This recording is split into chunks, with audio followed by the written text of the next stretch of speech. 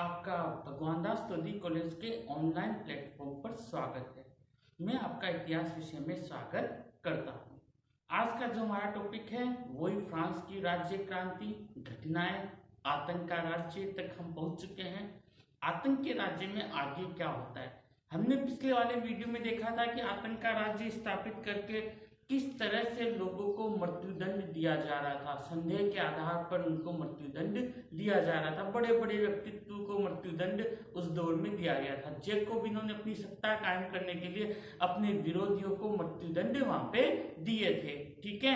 लेकिन अब जैकोबिनों ने जब पूरे के पूरे जो राष्ट्र विरोधी गतिविधियां थी, गृह युद्ध था, उनको शांत किया तो उनमें खुद में फूट पड़ना चालू हो गई।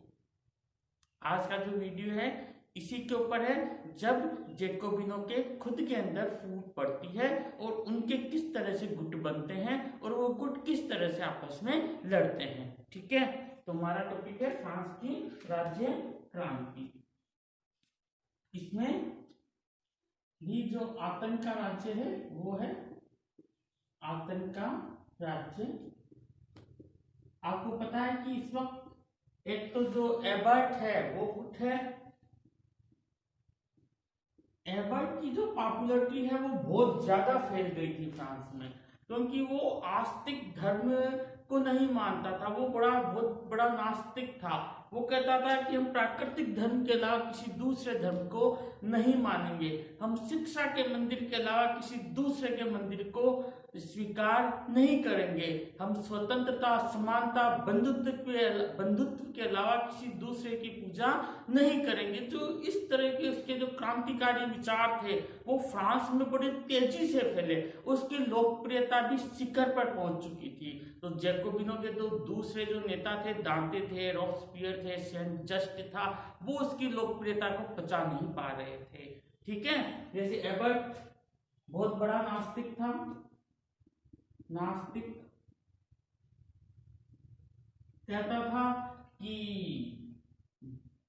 प्राकृतिक धर्म के अलावा किसी दूसरे धर्म को नहीं मानेंगे। प्राकृतिक धर्म के अलावा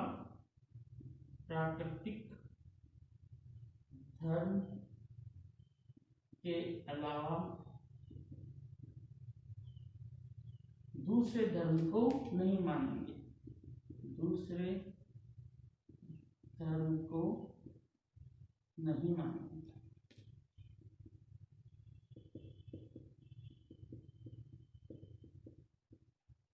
प्राकृतिक धर्म के अलावा किसी दूसरे धर्म को नहीं मानेंगे। शिक्षा के मंदिर के अलावा किसी दूसरे मंदिर को नहीं मानेंगे। शिक्षा के मंदिर के अलावा ये मानव इतिहास की बहुत ही बड़ी क्रांति है। मानव के दिमाग की क्रांति बोल सकते हो आप इसे। शोषण के विरोधी नहीं है, ये मानव के प्रत्येक विचार, प्रत्येक जो चीज है, तर्क पे आधारित क्रांति है फ्रांस की। आप देखिए, शिक्षा के मंदिर के अलावा किसी दूसरे मंदिर को नहीं मानेंगे। किसी दूसरे मंदिर को नहीं मानेंगे। भारत इस वक्त कहां पे जा रहा है आप खुद विचार कर सकते हो। फ्रांस में ऐसी स्थिति 1754 में थी। भारत इसका मतलब बहुत पीछे है, ठीक है। स्वतंत्रता, समानता,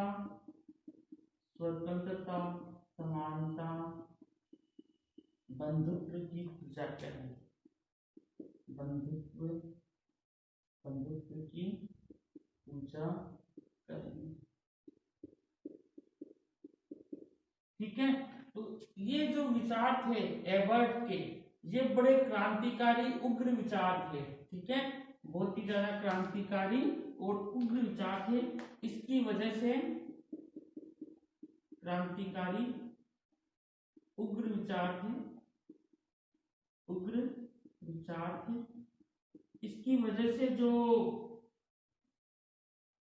दूसरे गुट के जो लोग थे, दांते, सेंट जस्ट और रॉब्सपियर, वो इसके खिलाफ हो जाते हैं धीरे धीरे। वो उस पर आरोप लगाते हैं कि ये कन्वेंशन को पलटने वाला है और पेरिस में अराजकता फैलाने वाला है। तो ये आरोप लगा के उसे जो 24 मार्च 1754 में उसे फांसी की गिलोटिन पे उसे चढ़ा दिया जाता है, मतलब फांसी की सजा उसे दे दी जाती है। देखिए किस तरह से जैकोबिनों में गुट बन रहे हैं। एक तो एबर्ट का गुट है, अभी दांते रॉब्सपियर एक है, लेकिन फिर दांते और रॉब्सपियर में भी मनमुटाव होगा। ठीक है, पेरिस के कन्वेंशन को पलटने, पेरिस के कन्वेंशन को पलटने तथा पेरिस के कन्वेंशन को पलटने, कन्वेंशन को पलटने तथा पेरिस में अराजकता फैलाने के आरोप में, पेरिस में अराजकता फैलाने के आरोप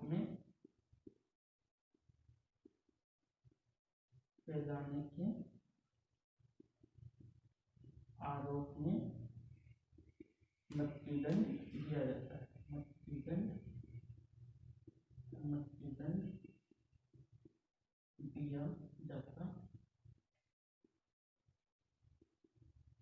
है। कन्वेंशन को पलटने तथा पेरिस में अराजकता फैलाने के आरोप में इन्हें मृत्युदंड दिया जाता है।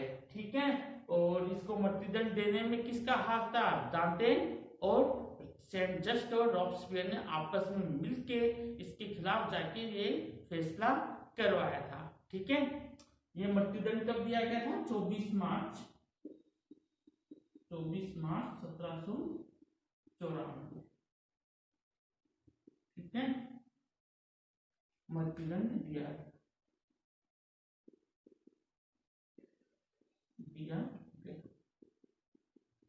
चलो लीजिए आप इसका स्क्रीनशॉट, आगे हम चलते हैं फिर।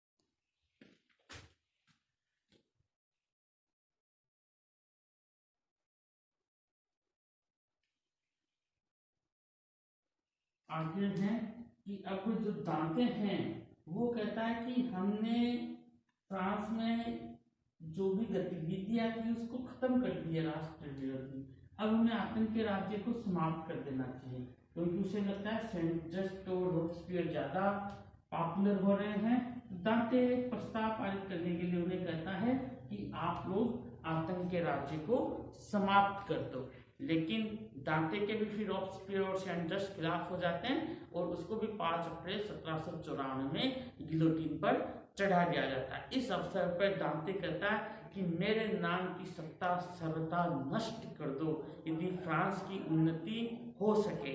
ठीक है, तो आतंक के राज्य में दांते हैं, दांते फ्रांस में आतंक के राज्य की समाप्ति का प्रस्ताव पेश करता है। फ्रांस में आतंक के राज्य की समाप्ति करना चाहता है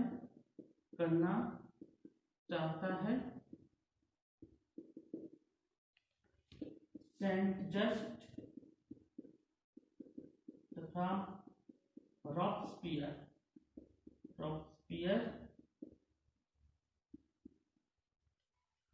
दांते को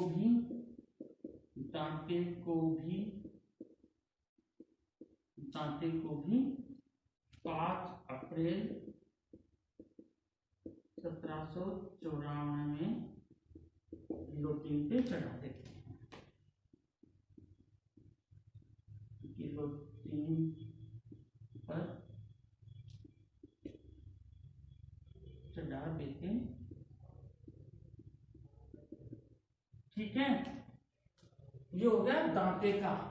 तीसरा था रॉब्सपियर का, क्योंकि दांते जब खत्म हुआ था तो रॉब्सपियर की तरफ देख के बोला था कि आज मैं इस गिलोटिन पे चढ़ रहा हूं, अगला नंबर तुम्हारा है, क्योंकि अब जनता रॉब्सपियर और सेंट जस्ट से भी उकता चुकी थी। उसके खिलाफ भी जनता ने विद्रोह कर दिया था, क्योंकि जो रॉब्सपियर था वो फ्रांस में एक अलग धर्म की स्थापना करना चाहता था। वो कहता था कि ऐसा धर्म की स्थापना हो जिसमें ना कोई पादरी हो, ना कोई गिरजाघर हो और ना कोई कर्मकांड हो, मतलब कोई कर्मकांड नहीं, कोई पादरी नहीं, कोई गिरजाघर नहीं।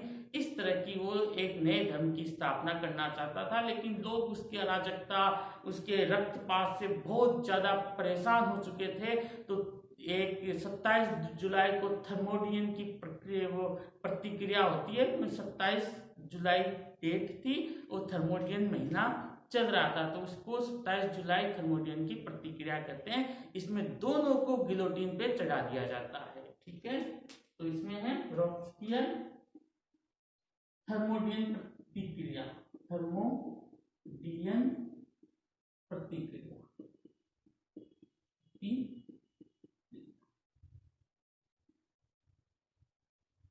27 जुलाई के महीने को फ्रांस क्रांति पंचांग के अनुसार थर्मोडियन बोलते थे।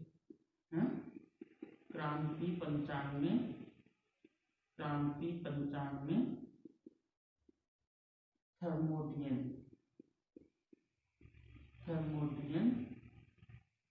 बोलते हैं जुलाई को।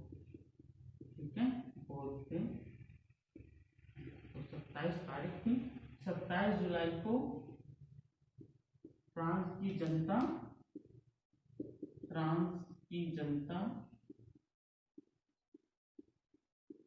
सड़कों पे उतर आती है, सड़कों पर उतर आती है तथा सेंट जस्ट, जिन्होंने जैसा किया उनको वैसा ही फल मिल किया। सेंट जस्ट तथा रॉबस्पियर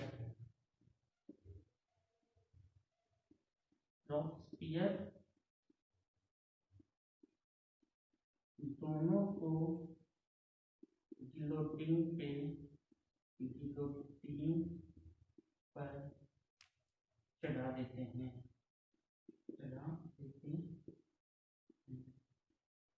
एक तरीके से उनको मृत्युदंड दे देते हैं। ठीक है, 26 अक्टूबर 1795 में नेशनल कन्वेंशन खुद को भंग घोषित कर देता है।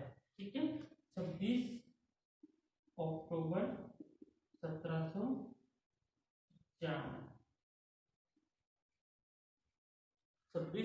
1795 को नेशनल कन्वेंशन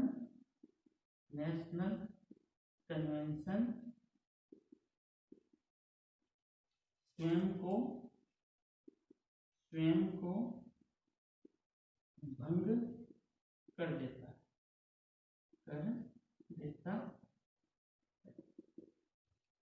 ठीक है, स्क्रीनशॉट लीजिए आप इसका।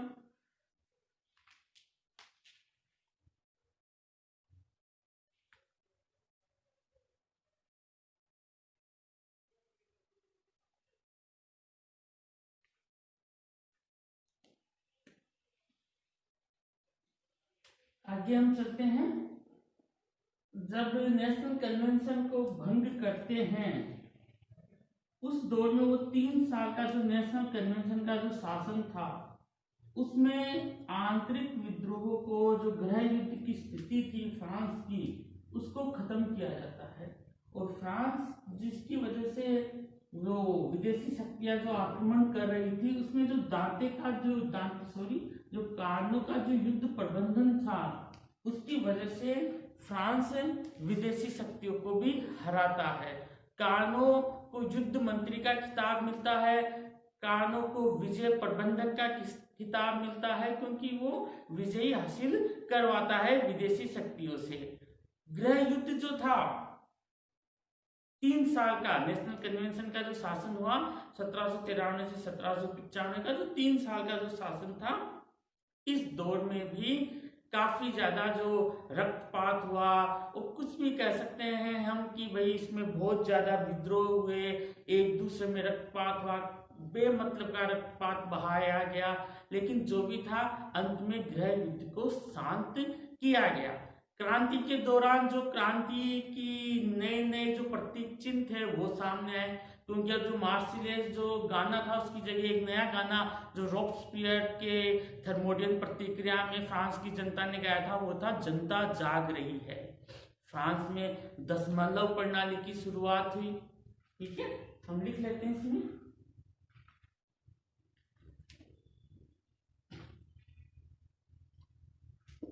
फ्रांस में मैट्रिक सिस्टम, फ्रांस में मैट्रिक सिस्टम दशमलव प्रणाली की शुरुआत हुई, दशमलव प्रणाली की शुरुआत हुई। ठीक है, आस्तिक धर्म की स्थापना की तरफ अग्रसर वाले, उससे पहले जो गिरजाघर थे उनको तोड़ा गया, गिरजाघरों को बंद कर दिया गया था क्रांति काल में, गिरजाघरों को बंद किया गया, गिरजाघरों को बंद किया गया,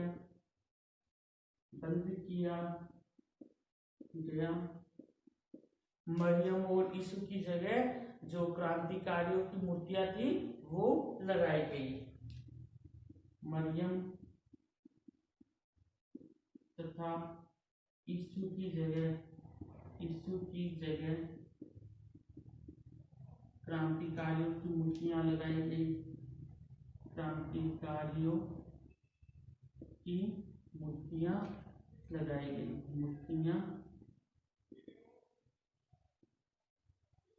मूर्तियां लगाई गई। इसमें कई बार ऐसी चीजें बोली जाती थी कि भाई फ्रांस ने धरती का राजा था उसको जीत लिया, उसे खत्म कर दिया, अब फ्रांस का ध्यान आकाश के राजा की तरफ है, मतलब फ्रांस आकाश के राजा को भी धीरे धीरे खत्म कर रहा था। वो फ्रांस के बारे में लोग कहने लगे थे कि अब ना तो उन्हें धरती का राजा तंग कर सकता है, ना उन्हें आकाश का राजा तंग कर सकता है। तो इस तरह से फ्रांस अपनी क्रांति काल में आगे बढ़ रहा था, क्रांतिकारियों की मूर्तियां लगा दी, लेकिन धीरे धीरे आस्तिक धर्म की स्थापना की तरफ नेशनल कन्वेंशन जा रहा था, क्योंकि अब वो इन सब चीजों से बेवजह के रक्तपात से इन चीजों से उब चुका था। कार्नो जो युद्ध मंत्री था, कार्नो जो युद्ध मंत्री था जिसकी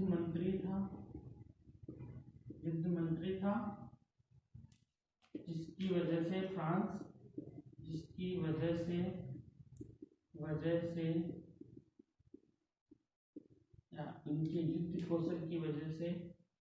या इनके युद्ध कौशल की वजह से,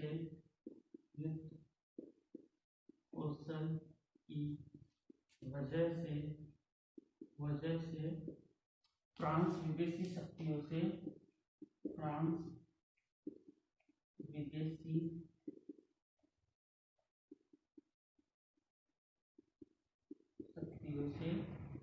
पार पाता है,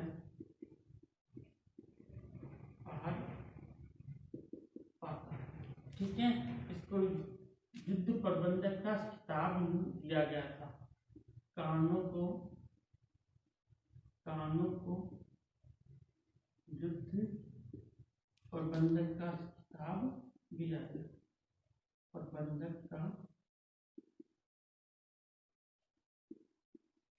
खिताब दिया गया,